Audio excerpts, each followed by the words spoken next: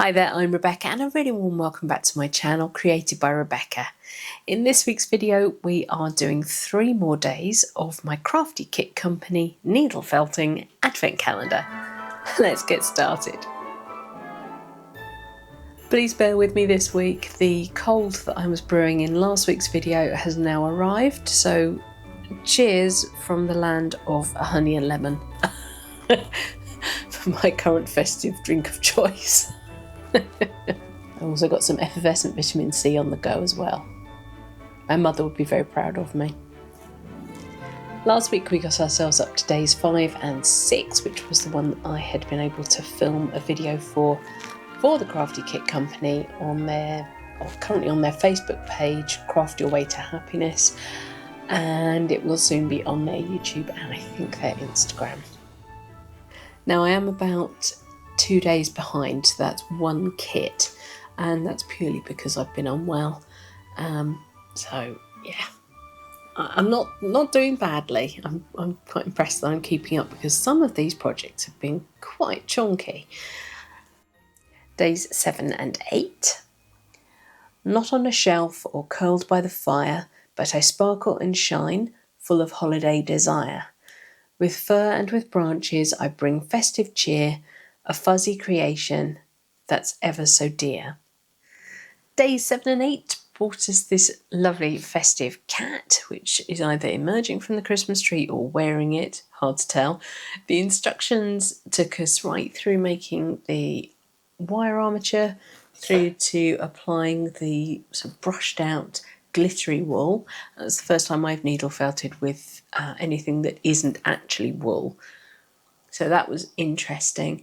And then it left the decorations completely up to you. They have used some bells and some of the beads that came in the kit as well. I went slightly off-piste, and mine is just wearing little drapes of beads, which I used a needle just to poke through. It's just attached by cotton. The instructions for the armature were possibly not quite descriptive enough. I definitely ended up with a longer cat and tree than they did, and I've seen lots of other people who've interpreted the instructions slightly differently and they've ended up with much shorter, squatter cats. But I quite like him. He's quite cute. He's very fluffy. The green straight wool with the glitter in it does get everywhere, and you trim it as well. You cut it to length and lay it round in strips, and then you trim into it. So yeah, there's little bits of glitter like everywhere, and I did most of this at my desk at work, so that is completely covered as well. And when I'm feeling a little bit better, I think I will try and crisp up the definition between the white and the black wool, because yeah, it's gone a little bit all over the place. And I think that's mainly because you make up the body entirely in the core wool and then apply the black over the top. So even when you're felting through, especially when you're putting the green on, I was finding I was getting a lot of the white fibres coming through.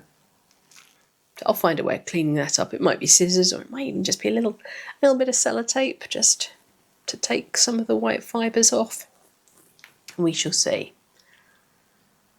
Days 7 and 8. And so far, other than that green glitzy wool, the colours have all been really similar. And in fact, I mean, the green glitzy wool looked very similar to the green that we had received in the first kit. So far, everything sits very well together. That is a little bit of foreshadowing for the next kit, which is days 9 and 10. With needles and fibres, I take shape slow, a world of wool that continues to grow. Layer by layer, the picture appears, a wintry landscape to bring festive cheers, which is Aurora Bear. So a polar bear with the Aurora Borealis behind. For this one, they give you another needle felting pad.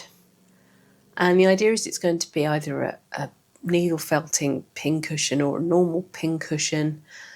And they actually do a design on both sides. And they do the one with the polar bear and then one without. And I thought, that's interesting. But is that not a bit of a waste of a felting pad? So I thought I'd go off-piste again on this day. I was obviously feeling very rebellious. And I ended up making a 2D picture, which obviously is what they were trying to achieve with their needle felting pad, but I put mine onto an embroidery hoop. And I'm jolly proud of him. Gave me a bit more space to play.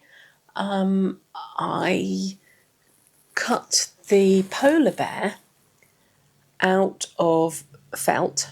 There's the same felt that I was using for the backing, which is sort of dark grey.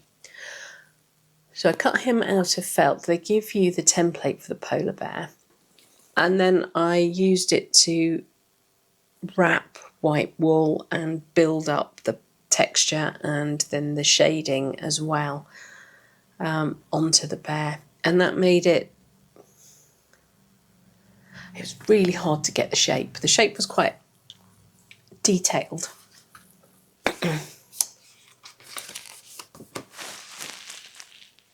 See, that's the shape you're trying to achieve. And there's quite a lot of wiggliness in there to give you that sort of quintessential polar bear shape. That was really hard to achieve freehand, just by using the needle to bring the felt in. And I felt like it was going to be a bit difficult to make it look as real as I wanted it to. So there he is. And there's mine. My Aurora Borealis isn't very lifelike, but it's only my second 2D felting project and I did enjoy it.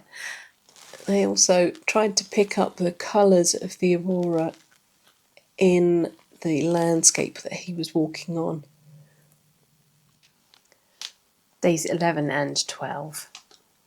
I rest in the snow with dreams soft and deep. My fur in the winter is peaceful and sleek.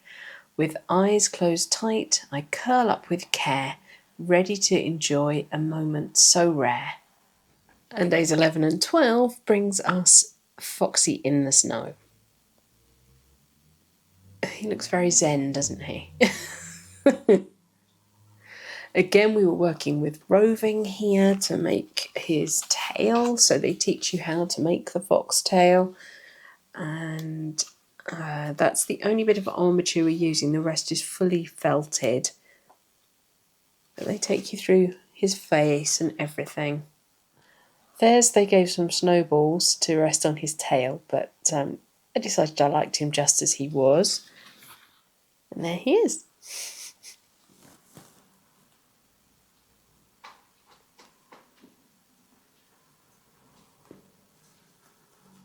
The tail wraps right round. With the ears, you had the option of using the black felt that they provided, or you could just felt them from scratch, and they describe both methods. I did use the black felt, but I also covered it in black fibre and felted that in before I then cut it in half, refelted it, added the white bits for the middles of the ears, and then felted them on. The instruction for the ears was okay, but I did get a bit confused, mainly by the size. They were going to be enormous. So I did do a fair bit of pruning, and in fact they tell you to make one eye shape, so one sort of oval, and I ended up cutting that in half to make the two tips of the ears, and I think that worked out just fine. They tell you to make two, one for each ear, which I didn't get that. But maybe that's just I wasn't feeling very well by that point. So I now need to crack on and open up days 13, 14. Tomorrow will be 15, 16.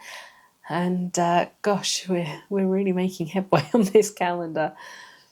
Right, that's it for this week's video. Thank you so much for watching.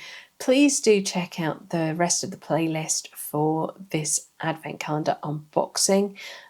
I was not sponsored in any way. I paid for this myself, so the reviews are completely my own and unbiased.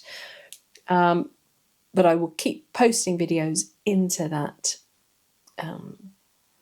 playlist as we continue through December. I think I need to go and have a nap now. I'm gonna channel my inner fox and just have a little sleep. Right. Thank you so much for watching. Please remember to like, share and subscribe to me here on YouTube. And until next time, bye.